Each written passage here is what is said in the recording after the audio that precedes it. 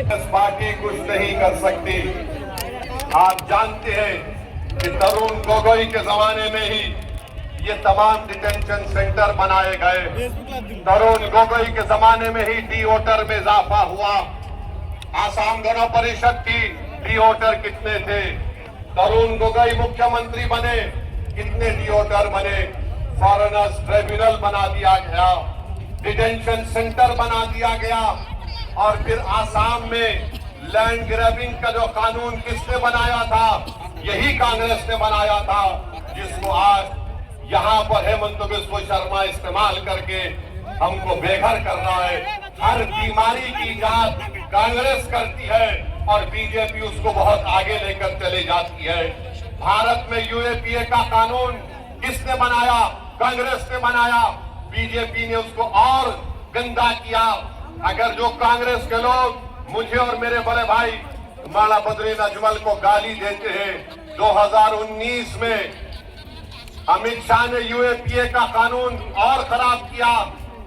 यही कांग्रेस पार्टी थी जिसने उस कानून की तारीफ की थी। दो लोग उसकी मुखालिफत किए, एक मैं और इम्तियाज जलील। स्पीकर साहब ने कहा, ओवैसी तुम दो हो, तुम्हारे अमेंडमेंट कामयाब नहीं हो सकते। मैंने कहा सर, मैं अपने अमेंडमेंट को इसलिए मूव कर रहा हूं ताकि जब हम मरकर अल्लाह की बारगाह में पेश होंगे तो हम बोल सकेंगे कि अल्लाह, इस पूरी पार्लियामेंट में दो लोग थे जो इंसाफ के लिए लड़ रहे थे और सच्चाई को कामयाब करना चाहते थे। कांग्रेस पार्टी ने तायद किया। उठाकर देख लो आप, आज ही जाओ। यूएपीए का कानून 2019 में अमित शाह लाए, कांग्रेस ने सपोर्ट किया। चिदम्बरम मिनिस्टर थे, मैं यूपीए की सपोर्ट कर रहा था, मगर मैंने कहा मैं मनमोहन सिंह की सरकार का साथ नहीं दे सकता, क्योंकि ये जो टेररिज्म का डेफिनेशन तुमने डाला है वो इस्तेमाल होगा मुसलमानों के खिलाफ, दलित के खिलाफ, ट्राइबल लोगों के खिलाफ। आज जो दो बच्चे हमारे जेल में, तिहाड़ जेल में, दिल्ली की हाई कोर्ट ने उनको जमानत नहीं, सुप्रीम कोर्ट ने उनको जमानत नहीं दी। तो जिस सेक्शन का मैंने हवाला दिया था जब चिदम्बरम कानून लाए थे दहशतगर्दी का, टेररिज्म का, सुप्रीम कोर्ट ने वही डेफिनेशन को सामने रखकर उनकी जमानत को रद्द कर दिया। वो बच्चे 5 साल से जेल में है। मुबारक हो कांग्रेस पार्टी, तुमने हमारे बच्चों की जवानी को बर्बाद कर दिया, हमारे गरीब लोगों के बुढ़ापे को तुमने बर्बाद कर दिया, तुमने हमारी माओ के ख्वाबों को चकना चूर कर दिया। मगर इंशाअल्लाह ताला 9 तारीख के दिन तुम्हारे सियासी ख्वाब को मियां बर्बाद कर देगा अपने वोट के जरिए, बता देगा। धोखा देते हैं, हम उनका साथ नहीं दे सकते हैं।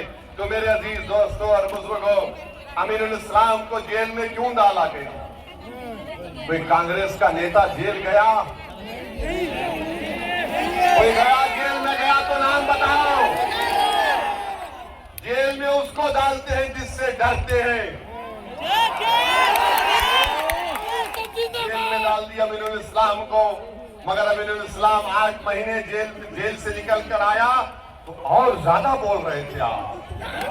हेमंत को तुम जितना दबाओगे उतना उठेंगे इंशाअल्लाह ताला। तुम्हारी जेल हमारे हौसलों को कमजोर नहीं कर सकेगी, तुम्हारी जेल हमारे दिलों में खौफ नहीं पैदा कर सकेगी, इसलिए कि मियां डरता तो अल्लाह से, किसी और से नहीं डरता। तो मेरे अजीज दोस्तों और बुजुर्गों, और फिर हमारे भाई अब्दुल अजीज साहब शामागुड़ी से कैंडिडेट हैं, उनके मुकाबले में रकीबुल साहब के बेटे हैं। अब रकीबुल साहब जीते। जब यहां पर आसाम में आप देख रहे थे कि यहां पर पुशबैक हो रहा था, घरों को उजाड़ दिया जा रहा था, तो रकीबुल क्या किए? रकीबुल पार्लियामेंट में खड़े होकर बोले कि कैरम बोर्ड सिखाना चाहिए। कैरम बोर्ड ठीक है, 9 तारीख के दिन आपके बेटे से भी कैरम बोर्ड होगा इंशाअल्लाह। करेंगे ना कैरम बोर्ड में? दबा के कैरम बोर्ड पर पाउडर डालिए और सबसे पहले रानी को सू।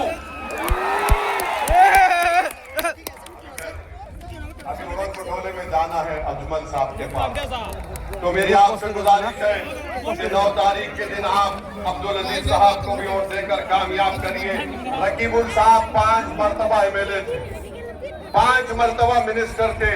कांग्रेस के लोगों एक काम बता दो जो रकीबुल साहब ने किया इस विधानसभा में, एक काम बताओ, एक काम बताओ। क्या तो वोट देंगे उनको आप? 9 तारीख के दिन किसको वोट पड़ेगा? ताला चाबी पर बटन दबेगा। और अब हेमंत बिस्व शर्मा से कह रहे कि तुम मियां को डरा सकते, तुम मियां को डरा सकते मगर हम डरने वाले नहीं हैं। तुम हमारी कमर तोड़ना चाहते हेमंत साहब, आप हमारी जान ले लो। बोलो कहां पर आऊं, गोली कहां मारते बताओ, मैं मरने वाला हूं। मगर याद रखो, दुनिया जब तक, मियां जब तक जिंदा रहेगा दुनिया उस वक्त तक रहेगी। मियां जब तक जिंदा रहेगा दुनिया उस वक्त